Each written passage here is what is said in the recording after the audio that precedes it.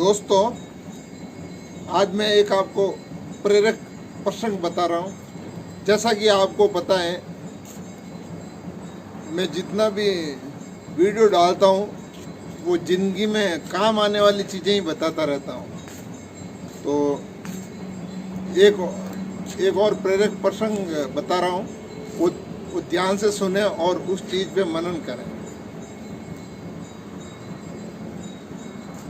एक समय की बात है, एक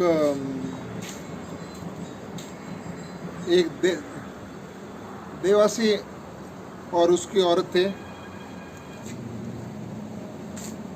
एक देवासी था जो धीरे धीरे बड़ा हुआ तो घर वालों ने उसकी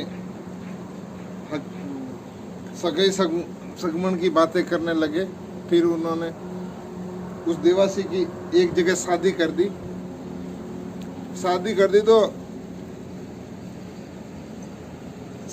तो क्या होगा, उस औरत को है ना, अपना पति पसंद नहीं था, इसलिए वो आए दिन उससे लड़ती रहती थी, झगड़ती रहती थी। उस समय सगाई संबंध छोड़ना बहुत बड़ी बात होती थी पुराने जमाने में। तो उस औरत ने सोचा कि इस आदमी से कैसे पीछे छुड़ाऊं। संबंध तो छूटते नहीं थे, बहुत मुश्किल से छूटते थे। तो उसने एक तरकीब निकाली। उसने एक प्लानिंग किया।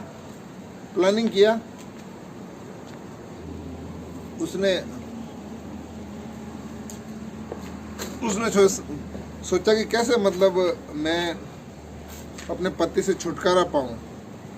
तो उसने एक प्लानिंग की। अपने पति जो देवासी है उसको बोला कि चलो अपन दोनों ससुराल चलते हैं। वहाँ पर मतलब रुकेंगे 1-2 दिन, 2-4 दिन वहीं पे रहेंगे, फिर वापस आएंगे, ऐसे ही ससुराल चलेंगे। तो पति खुश हुआ। क्या आज मेरी पत्नी इतनी खुश कैसे है, हमेशा तो इतनी खुश नहीं रहती है।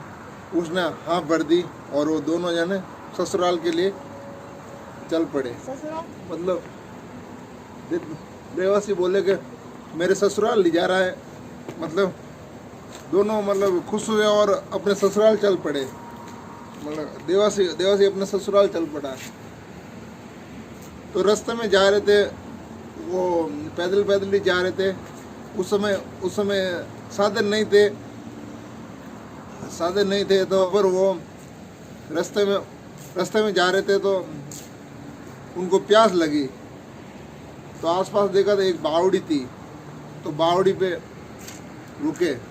देवासी सीधा था, उसके मन में कोई चाल नहीं थी, लेकिन उसकी जो पत्नी थी उसकी प्री प्लानिंग थी, पहले से ही प्लानिंग थी कि इस पति का कैसे पीछा छुड़ाना है। तो वो बावड़ी में पानी पीने के लिए जो उतरा, कहीं जो देवासन थी, जो पत्नी थी, उसने उसको धक्का दे के वो बावड़ी में ही धक्का दे दिया। धक्का देने से वो अंदर गिर गया और वो देवासन वो खुश होके चली गई। अब तो ये मर जाएगा, अब तो ये डूब के मर जाएगा, और वो खुश होके चली गई। लेकिन जो ही वो पहुंची अपने पीर पे, तो वो देवासी क्या हुआ कि धीरे धीरे वो मतलब बाहर आ गया। मतलब बाहर निकल के चिल्लाने लगा कि कोई मुझे बचाओ। तो वो पानी से बाहर निकल के चिल्लाने लगा। तो किसी लोगों ने वहाँ पे हेल्प की और उस देवासी को बाहर निकाला। तो देवासी की धैर्य क्षमता देखो, उसके बावजूद भी देवासी डिगा नहीं कि भाई मैं मेरे ससुराल जाऊंगा, मैं मेरे पत्नी के पास, मेरे सास ससुर के पास जाऊंगा। और वो अपने ससुराल गया। ससुराल जाके सास ससुर को बोला कि मेरी पत्नी को मेरे साथ भेज दो। तो पत्नी अचंभित हुई कि इसको तो बावड़ी में धक्का दे के मार दिया था, लेकिन यह ये अभी तक जीवित है। तो इस वजह से पत्नी ने भी मतलब फिर उसको मारने की प्लानिंग छोड़ दी। क्या जिस आदमी को बावड़ी में धक्का देने के बाद भी मरना चाहिए था लेकिन मरा नहीं और बच गया, तो ये लिखा हुआ है। इस तरह से वो और दोनों राजी खुशी से रहने लगे। उनके 5 लड़की हुई और 5 लड़कियों की शादी का समय आया। शादी के समय आया तो वो ढोल थाली बजती है, तो इसमें तरह तरह से लोग डांस कर रहे थे। तो लोग डांस कर रहे थे तो फिर लोगों ने देवासी से बोला, देखो भाई तेरे बच्चों की शादी हो रही है, तू भी नाच। तो वो कहे कि मैं नहीं नाचूंगा। पहले तो उसने मना किया, फिर उसने ज़बरदस्ती किया, तो वो कहे ठीक है। तो उसने नाच गाना शुरू किया। तो नाचने के साथ वो बोलता रहा, गम बड़ी चीज़ है, गम बड़ी चीज़ है।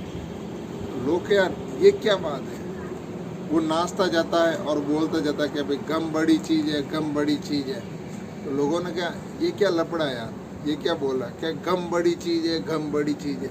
तो फिर उसने, ये देवासी ने पूरी हिस्ट्री बताई कि मेरी औरत को मतलब बावड़ी में धक्का देने के बाद मरने की प्लानिंग से धक्का दिया, लेकिन मैं उसके बावजूद भी बच गया। और गम खाते हुए मैं मेरे ससुर के पास गया, सास के पास गया और मैं मेरी पत्नी को लेकर आया। तो अब देखो राम राजी है, अब मेरे बीवी टाबर टूबर सब है और इनकी भी अब शादी हो रही है। इस तरह से दोस्तों इस कहानी से ये शिक्षा मिलती है कि ज़िंदगी में मुसीबत कितनी भी आए हैं लेकिन गम रखनी चाहिए, क्योंकि गम बड़ी चीज़ है। गम से बड़ी चीज़ कोई नहीं है, इसलिए गम रखो, नेशा रखो, तो आपके सब काम सही रहेंगे, सब काम सफल होंगे। अगर आप धैर्य नहीं रखोगे, नेशा नहीं रखो, गम नहीं रखोगे, तो ये आपके काम असफल होंगे। धन्यवाद।